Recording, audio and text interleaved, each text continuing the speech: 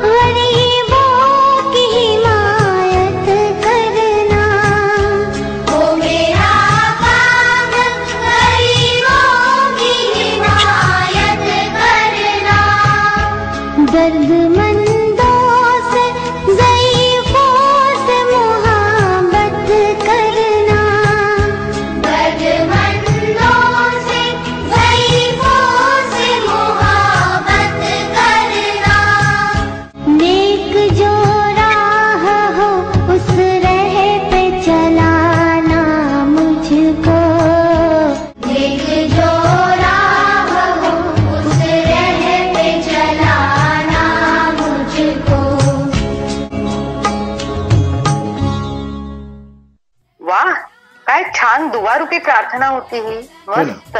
पण स्मितीजी, आम्हाला नाही हा प्रार्थनेचा अजून खोलात जाऊन अर्थ जाणून घ्यायला नक्कीच आवडेल.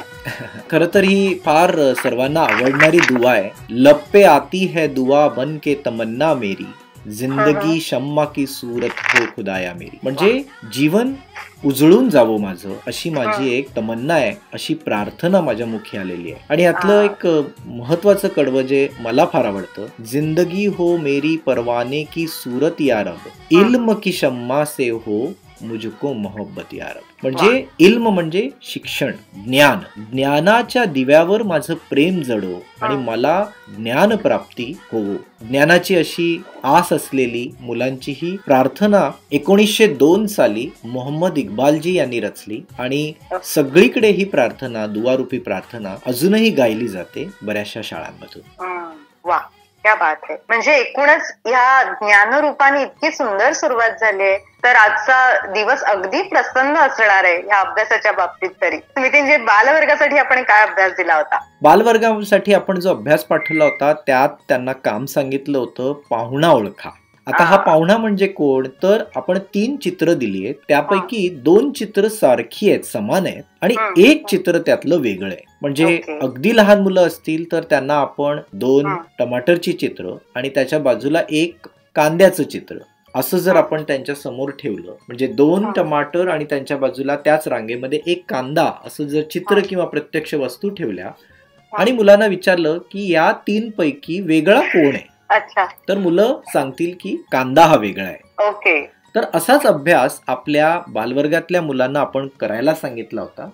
त्याच संदर्भात आपण आता एका शिक्षिकेने मुलांशी केलेला संवाद ऐकणार आहोत की हा फरक ओळखाचा खेळ त्या मुलांबरोबर खेळतायत, मुलांना वेगवेगळी चित्र दाखवतायत आणि मुलं त्याची उत्तरं देत आहेत. तर सुरुवातीला आपण ते ऐकूया. येस.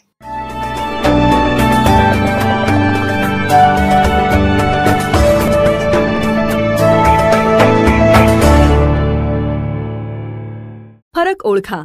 मुलांनो, आज आपण एक खेळ खेळणार आहोत. चला तर मग सुरू करूया.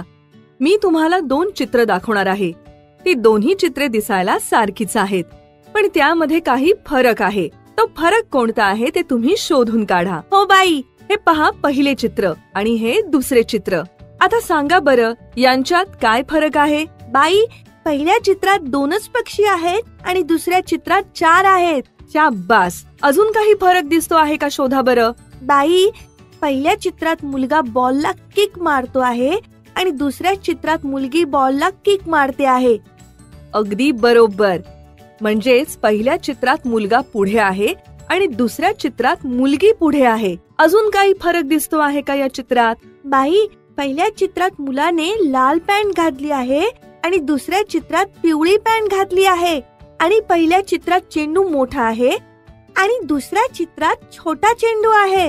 बाई, पहिल्या चित्रात फुलपाखरू चेंडूच्या वरती आहे आणि दुसऱ्या चित्रात बाजूला आहे. पहिल्या चित्रात 1 फूल दिसते आहे आणि दुसऱ्या चित्रात एकही फूल दिसत नाही.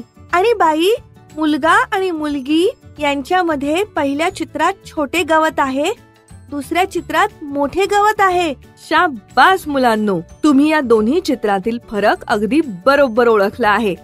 आणि पाहिलंत, आपण फरक ओळखा या खेळातून आधी नंतर, पुढे मागे, खाली वर, एक अनेक यांचाही सराव केला, हो की नाही? हो बाई.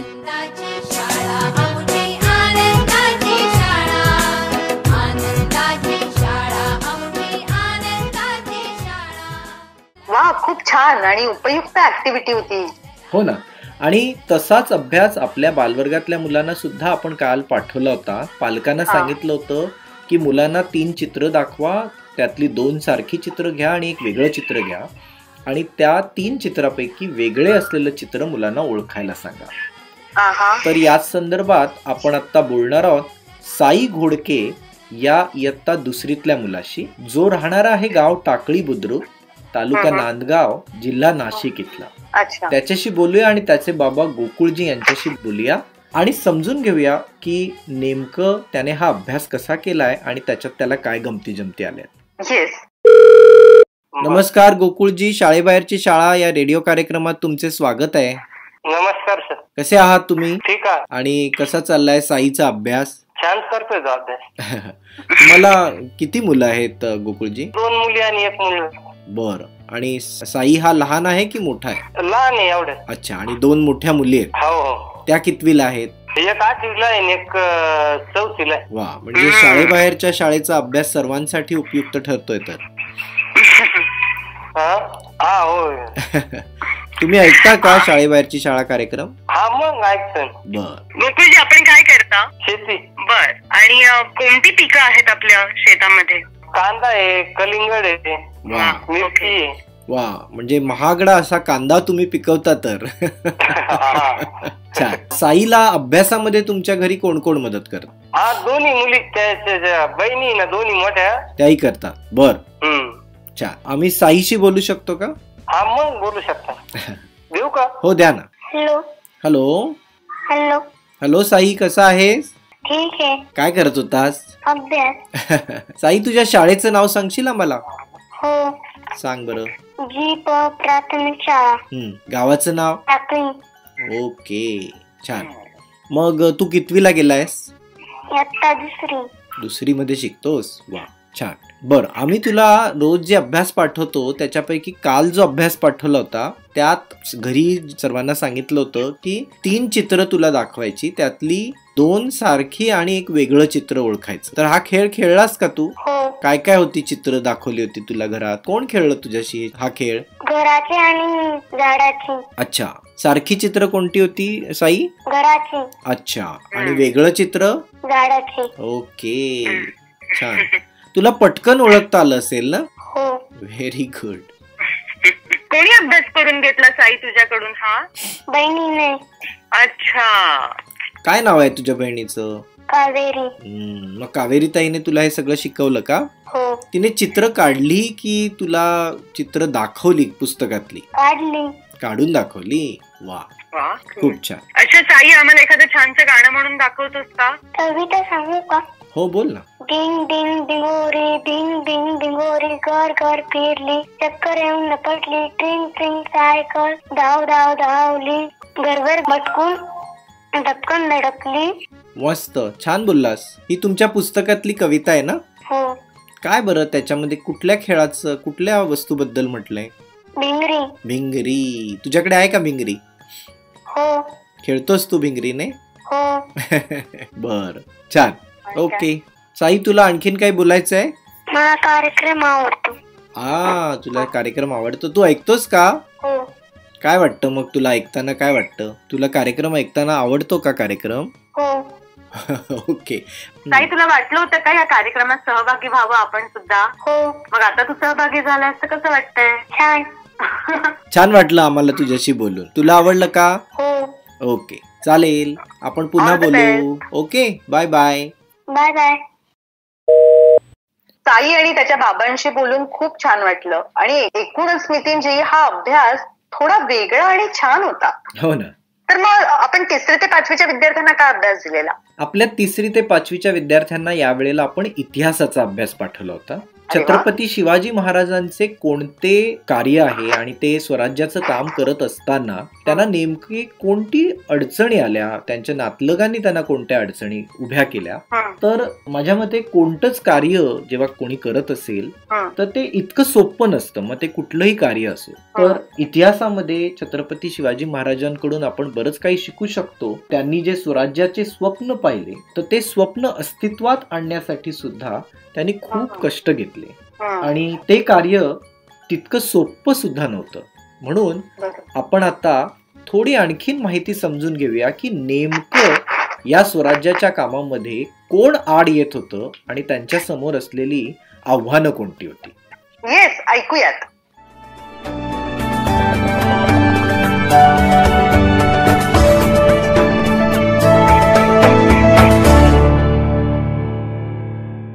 शिवरायांचं कार्य बघून त्यांना साथ देण्यासाठी 12 मावळातील मावळे त्यांच्या अवतीभोवती गोळा झाले. शिवरायांनी सांगितलेली प्रत्येक कामगिरी ते प्रामाणिकपणे पार पाडत असत. शिवरायांचे हे मावळे स्वराज्यासाठी जगायचे आणि स्वराज्यासाठी मरायचे असे मानत होते. साधी भोळी प्रेमाने वागणारी मराठमोळी माणसे ती. त्यांना शिवराय म्हणजे सर्वस्व वाटत. पण याच प्रदेशातील काही मंडळींना शिवरायांच्या कार्याचा, कर्तृत्वाचा हेवा वाटत होता. शिवरायांबद्दल त्यांच्या मनात तिरस्कार निर्माण होत होता. अशा लोकांचा बंदोबस्त करणं गरजेचं होतं. खंडोजी आणि बाजी घोरपडे हे मराठा सरदार आदिलशहाच्या चाकरीत होते. त्यांचे शिवरायांबद्दलचे मत चांगले नव्हते. त्यांनी शिवरायांबद्दल आदिलशहाला खोटे नाटे सांगून त्यांच्याबद्दल आदिलशहाच्या मनात राग निर्माण केला. त्यांनी शिवरायांना व त्यांच्या लोकांना त्रास देण्यासाठी कोंढाणा भागात धुमाकूळ घातला. ते लोकांना लुटू लागले. उभ्या पिकात जनावरे घालू लागले. परंतु शिवराय त्यांना घाबरले नाहीत. शिवरायांनी त्यांना पळवून लावले. शिवरायांच्या नातलगांनीही त्यांना त्रास दिला. त्यामध्ये फलटणचे त्यांचे मेहुणे म्हणजेच सईबाईंचे बंधू बजाजी नाईक निंबाळकर यांचाही समावेश होतो. त्यांनी शिवाजींना विरोध करण्याचा प्रयत्न केला. शिवरायांनी त्यांच्या विरुद्धही लढाया केल्या. महाराजांचे एकच धोरण होते, जो स्वराज्याचा शत्रू तो आपला शत्रू. त्यामुळे त्यांनी सख्या मेहुण्यालाही सोडले नाही. असे असले तरीही पुढे नाईक निंबाळकर घराण्यातील व्यक्ती शिवरायांच्या सोबत राहिल्या. शिवरायांचा जवळचा नातलग संभाजी मोहिते हा महाराजांच्या जहागिरीतील सुपे परगण्यात होता. त्यानेही शिवरायांविरुद्ध कारवाया करायला सुरुवात केली. शिवराय गप्प बसले नाहीत. त्यांनी सुपे परगण्यात जाऊन संभाजी मोहितेंना पकडले आणि त्याला कर्नाटक प्रांतात पाठविले. अशा प्रकारे त्यांनी त्यांचा बंदोबस्त केला. कर्तव्यापुढे स्वराज्यापुढे महाराज नातेगोते मानत नसत. स्वराज्याच्या कार्यात आडवा येणाऱ्या व्यक्तीस ते शिक्षा देत असत.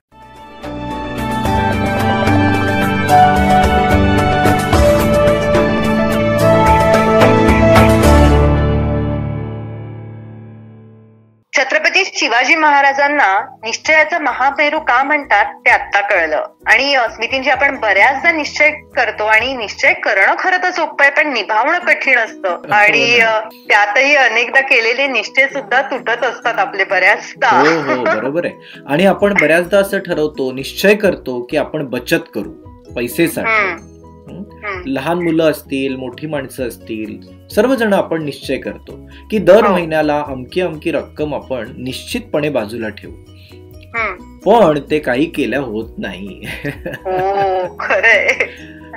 याच निमित्ताने ही बचतीची सवय आपल्या सर्व बालमित्रांना लागावी म्हणून आणि गणिताचाही अभ्यास व्हावा म्हणून आपण आपल्या 6वी ते 8वीच्या विद्यार्थ्यांना रेश्मा काल अभ्यास पाठवला होता. प्रश्न विचारला होता की समजा जर दर महिन्याला तुम्ही एक निश्चित रक्कम ठरवलीत साठवण्यासाठी, बचत करण्यासाठी, आणि ती समजा काही महिने म्हणजे 4 महिने 8 महिने अशी जर तुम्ही ती साठवलीत तर तुमची ती रक्कम एकूण किती जमा होईल हा प्रश्न आपण त्यांना पाठवला होता.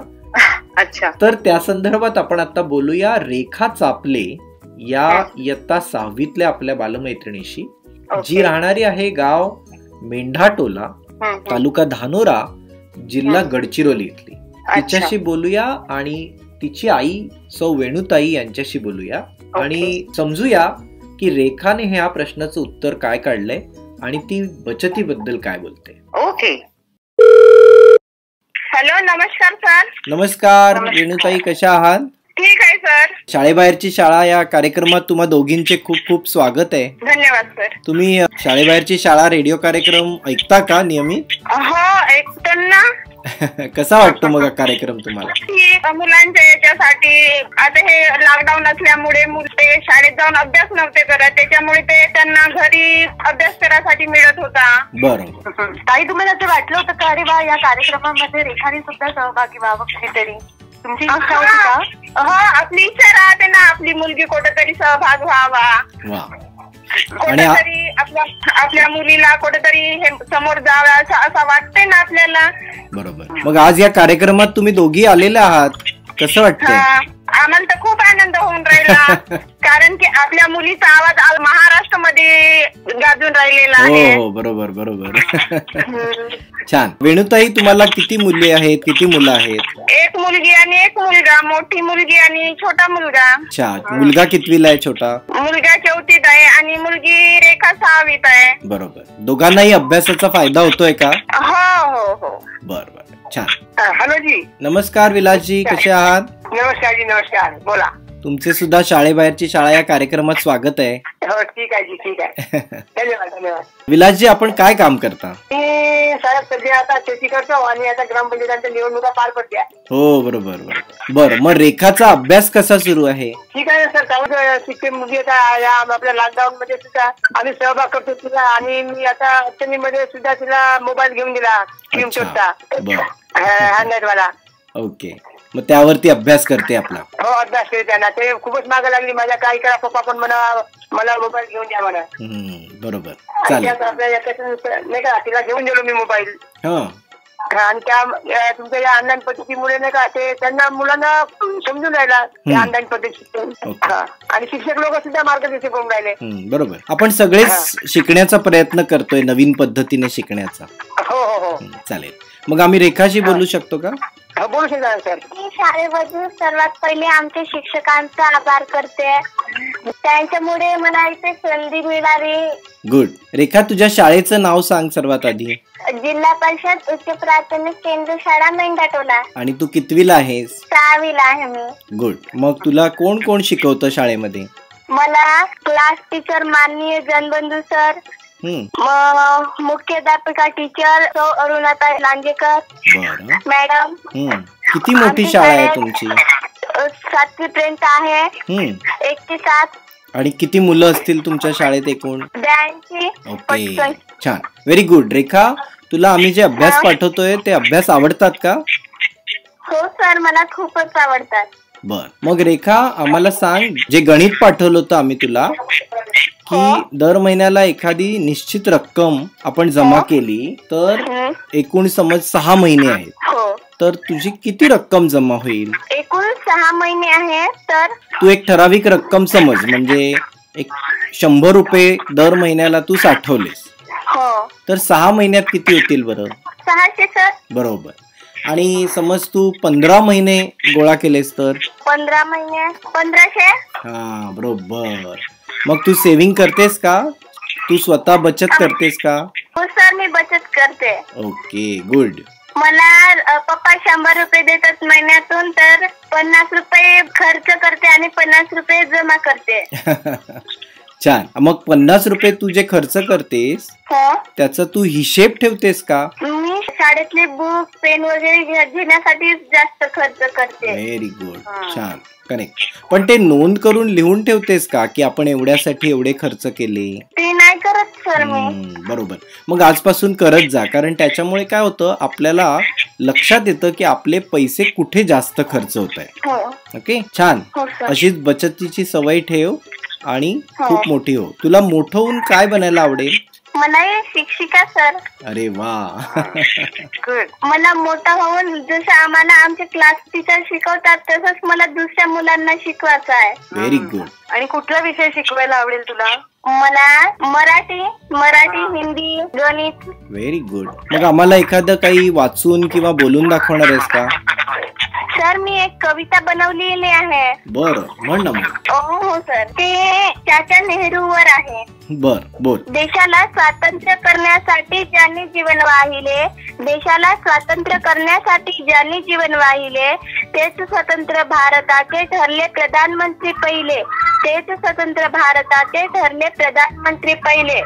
सर्वांचा आवडता आमचा चाचा नेहरू, सर्वांचा आवडता आमचा चाचा नेहरू, ठरला स्वतंत्र भारताचा विकासाचा महामेरू, ठरला स्वतंत्र भारताचा विकासाचा महामेरू. मुले आणि गुलाब होती त्यांची आवड, मुले आणि गुलाब होती त्यांची आवड. देशहिताच्या कामातून त्यांनी न घेतली सवड, देशहिताच्या कामातून त्यांनी न घेतली सवड. आपल्या अथक परिश्रमाने विकासाचा रचला पाया, आपल्या अथक परिश्रमाने विकासाचा रचला पाया. बोडाऊ आपण सारे जन्मदिनी त्यांना नमन कराया, बोडाऊ आपण सारे जन्मदिनी त्यांना नमन कराया. नमस्कार. थँक्यू. खूप छान, चांगली कविता रचली आहेस तू. Thank you sir. आम्हाला ही कविता लिहून आमच्या नंबरवर पाठवशील का? हो सर. आम्ही तुला एक नंबर सांगतो, त्या नंबरवर आम्हाला पाठव. हो सर. 9167132904. ओके, या नंबरवर आम्हाला तू तुझी कविता लिहून व्हॉट्सअपवर पाठवशील? हो सर. ओके सर, चालेल. ओके, तुझ्याशी बोलून आणि बाबांशी आणि आईशी बोलून आम्हाला खूप मस्त वाटलं. माझं तालुक्यावरून दुसरा नंबर आला होता सर, नवरत्न स्पर्धेमधून. अरे वा, अभिनंदन त्यासाठी तुझं. Thank you sir. Okay, bye bye. Bye bye. Bye bye. स्मितींजी, आज आपण बचतीबद्दल बोलतोय, ऐकतोय आणि अभ्यासही तोच दिला होता. पण मला इथे आज असं विचारायचंय की पालकांनी आपल्या मुलांना बचतीबद्दल नेमकी काय शिकवण द्यायला हवी असं वाटतं तुम्हाला? फार महत्वाचा प्रश्न आहे, कारण मुलांना आपण बचतीचे धडे द्यायला पाहिजेत.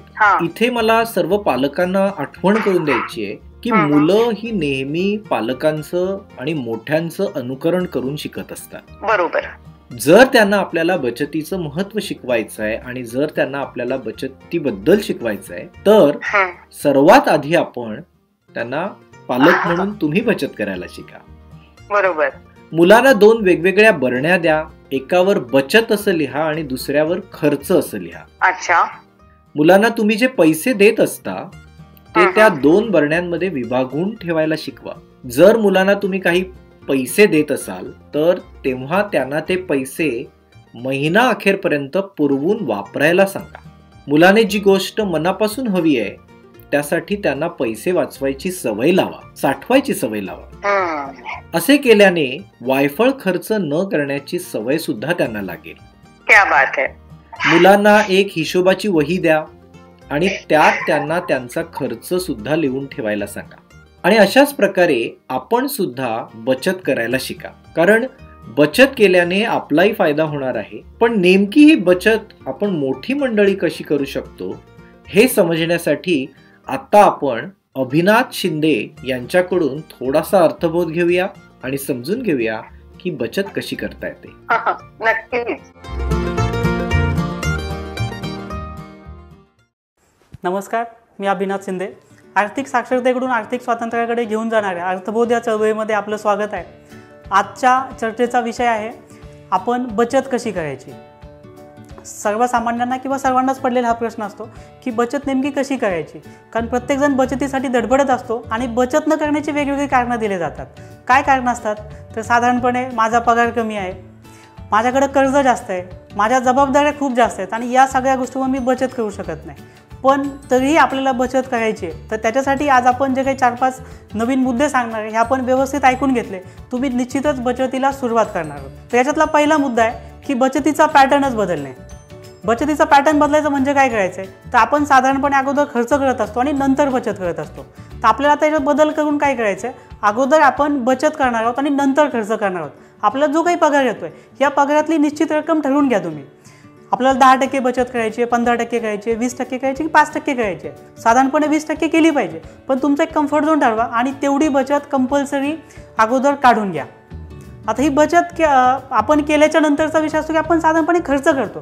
त्यासाठीचा दुसरा पर्याय आपल्याला निवडायचा आहे की या बचतीसाठी एक स्पेशल अकाउंट ओपन करायचं आहे. आजचं डिजिटल युग असेल तरी पण ही बचत आपल्याला नियंत्रित करण्यासाठी आणि ती खर्च न करण्यासाठी काय करायचं आहे ते एक अकाउंट अशा पद्धतीने आपण ओपन करायचं जे फक्त बचतीसाठी असेल आणि हे अकाउंट आपल्याला इझिली ॲक्सेसिबल नसेल. म्हणजे हे अकाउंटचं डेबिट कार्ड पण आपण वापरायचं नाही आहे. हे अकाउंट याचं ऑनलाईन म्हणजे मोबाईल बँकिंग, नेट बँकिंग कोणताही ॲक्सेस आपल्याकडे ठेवायचा नाही. म्हणजे काय तर फक्त आपण बचत करू आणि या खात्यामध्ये आपण ट्रान्सफर करू, जेणेकरून ही बचत आपण कंटिन्यू करू शकतो. हा झाला दुसरा पर्याय की ज्या माध्यमातून आपल्याला ही बचत करता येईल. तिसरा पर्याय काय तर आपण केलेली बचत ही बचत एका विशिष्ट कारणासाठी, विशिष्ट हेतूसाठी झाली पाहिजे, तरच याला आपण लॉंग टर्ममध्ये कन्वर्ट करू शकतो. तर त्याच्यासाठी मग गोल ओरिएंटेड, टार्गेट ओरिएंटेड आपण बचत केली पाहिजे. उदाहरणार्थ मी माझ्या मुलाच्या शिक्षणासाठी बचत करतो आहे, मला नवीन गाडी घ्यायची त्याच्यासाठी बचत करतो आहे. कारण कोणतंही असू द्या, पण त्या बचतीला एक काहीतरी कारण द्या, तरच आपण ती बचत करू शकू. चौथा महत्त्वाचा मुद्दा आहे बचतीसाठी की काय करता येईल आपल्याला. तर त्याच्यासाठी आपल्याकडं जर काही रनिंग EMI असतील तर हे EMI आपण कमी केले पाहिजेत. की एखादा EMI, एखादं कर्ज संपायला आलं आहे तर आपण नवीन कर्ज घेणार नाहीत, याची आपण काळजी घेतली पाहिजे. आणि ओव्हर द पिरियड आपण कंटिन्युअसली EMI कमी करतो आहे याच्यावर आपण लक्ष दिलं पाहिजे. आपली बचत वाढवण्यासाठीचा 5वा महत्त्वाचा मुद्दा आहे तो म्हणजे आपल्या खर्चावर नियंत्रण आणणं. आपण आजच्या या टेक्नॉलॉजीच्या काळामध्ये जे पाहत असतो की आपण इझिली खर्च करतो, तर इझिली खर्च करण्याचे जे पर्याय आहेत हे पर्याय आपण कमी केले तर आपोआपच आपल्या बचतीमध्ये वाढ होईल. अगदी ॲप असल्यामुळं सहज आपल्या मोबाईलवर ऑफर येतात, कॅशबॅकच्या ऑफर येतात, आवडच्या ऑफर येतात आणि त्या माध्यमातून आपण काहीतरी शॉपिंग करतो जी बऱ्यापैकी अनावश्यक असते. पण हे ॲपच जर आपल्या मोबाईलमध्ये नसतील तर आपण हे खर्च टाळू शकतो. म्हणून आपण जर आपल्याला बचत वाढवायची असेल तर आपण असे खर्च आपण टाळले पाहिजेत. 6वा आणि महत्त्वाचा मुद्दा तो म्हणजे काय, आपण आपली लाईफस्टाईल इतरांशी कम्पेअर नाही केली पाहिजे, इतरांशी तुलना नाही केली पाहिजे. कारण आपण कितीतरी खर्च अशा गोष्टींसाठी करतो की आपले मित्र करतायत म्हणून आपण करतोय. कदाचित आपल्याला त्याची गरज पण नसते, पण आपले मित्र करतायत तर आपल्याला त्या गोष्टींची गरज वाटते. कारण सोशल मीडियाच्या या काळामध्ये आपण बऱ्यापैकी सोशल मीडिया फॉलो करतो आणि त्यामुळे अनावश्यक खर्च वाढवतो. तर वाटतं हे 6 मुद्दे होते. हे 6 मुद्दे जर आपण फॉलो केले तर आपण आजपासून निश्चितच बचतीला सुरुवात कराल. धन्यवाद.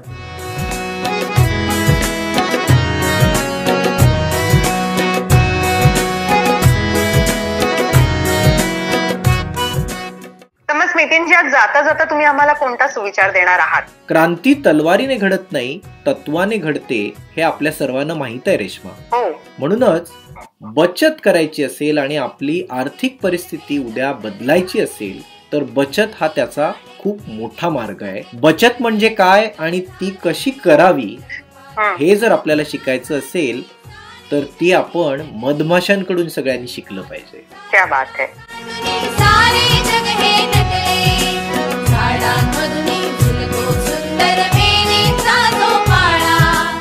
बच्चे कंपनी, तुमचं उद्दिष्ट, ध्येय याच्याशी तुम्ही एकनिष्ठ असाल तर कोणीही तुमच्या आड येऊ शकणार नाही आणि काही अडचणी आल्यास तर त्यावर अगदी सहज मात करू शकाल. कारण त्यासाठी सगळ्यात मोठं अस्त्र तुमच्या जवळ असेल तो म्हणजे तुमचा आत्मविश्वास. याच आत्मविश्वासाने अभ्यास करण्यासाठी भेटूया पुढल्या भागात. Be confident, stay happy. Bye bye. नमस्कार.